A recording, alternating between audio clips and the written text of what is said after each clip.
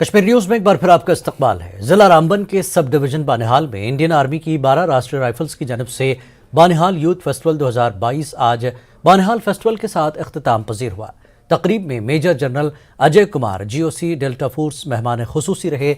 उन्होंने प्रोग्राम के दौरान ट्रैक्टर्स और दीगर शुरका को एजाज और इनामात से नवाजा।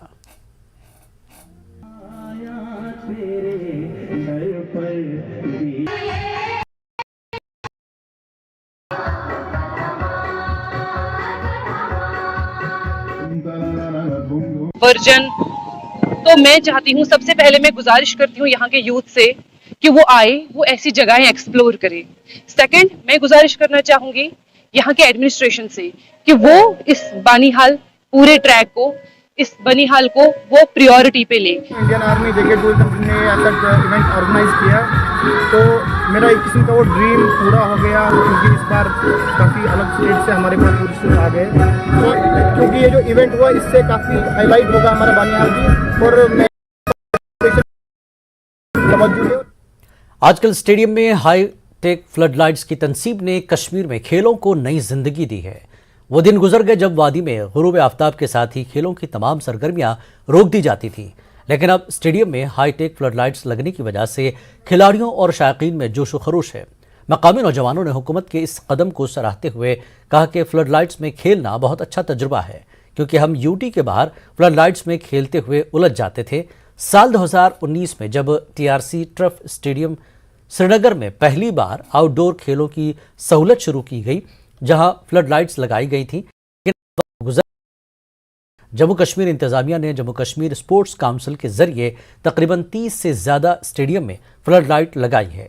इंतजामिया का मानना है कि खेल कूद की सरगर्मियां नौजवानों को मनशियात की लानत से दूर करने का जरिया है। शुक्रगुजार है कि अब हमारे को ये फैसिलिटीज़ मिली है। इससे पहले जब भी मैंने देखा था, मैंने इंडिया मतलब कश्मीर से बाहर देखा था, क्योंकि जब भी हम बाहर जाते थे, हमारे मैच फ्लड लाइट्स होते थे सेकंड डिवीज़न, तो हम बहुत स्ट्रगल करते थे, क्योंकि ये एटमॉस्फेयर हमने देखा ही नहीं है। तो अब जो है ये फ्लड लाइट्स यहाँ हमारे लिए बहुत ईजी हो गया है।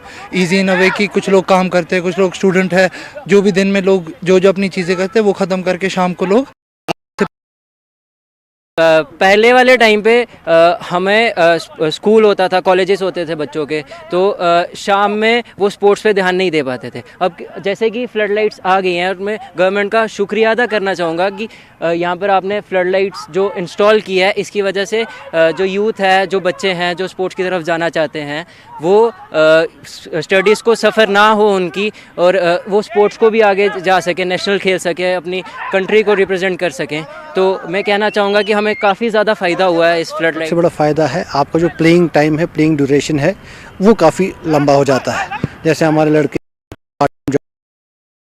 तो पढ़ाई पे असर पड़ता है, ना तो उनके रोज़गार पे असर पड़ता है। कश्मीर के स्टेडियम में हाईटेक फ्लड लाइट्स के इंस्टॉल होने से स्पोर्ट्स को नई जान मिली है। बीत गए वो दिन जब यहाँ पे 6 बजे जो है वो स्पोर्ट्स एक्टिविटीज़ जो है वो हाल्ट होती थी, बंद होती थी, और उसके बाद जो है यहाँ पे कोई प्रैक्टिस या मैच नहीं होता था। लेकिन अब यहाँ के नौजवान जो है वो बहुत खुश है, और वो गवर्नमेंट का शुक्रिया अदा कर रहे हैं कि यहाँ पे जो है वो हाईटेक फ्लड लाइट्स जो है वो स्टेडियमों में जो है वो इंस्टॉल की गई है, जिसकी वजह से वो शाम को भी प्रैक्टिस कर सकते हैं, बड़े फोरम्स पे अपने मुल्क का नाम जो है वो रोशन कर सकते हैं। अयूब खान के साथ रईस मागरे, नेटवर्क 18 श्रीनगर।